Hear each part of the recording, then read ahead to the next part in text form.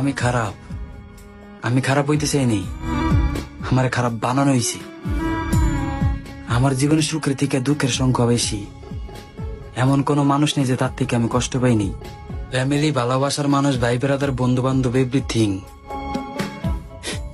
কষ্ট পাইতে পাইতে যখন সহ্য করতে পারিনি, এরপর নিজের কষ্ট দেওয়া শুরু করছি। নিজের কষ্ট দিতে দিতে কোন সময় নষ্ট হয়েছি নিজেও জানি না। এই নষ্ট হওয়ার পিছনে সবচেয়ে বড় অবদান কিন্তু ভালোবাসার মানুষের। এরা হাতে মারে না, ভাতে মারে ভাইয়া, কথায় মারে, পয়েন্টে পয়েন্টে। এগুলো কথা সহ্য করন যায় না, সবার কথা সহ্য করন দিল। এরা বুঝবো না, এরা বুঝবো।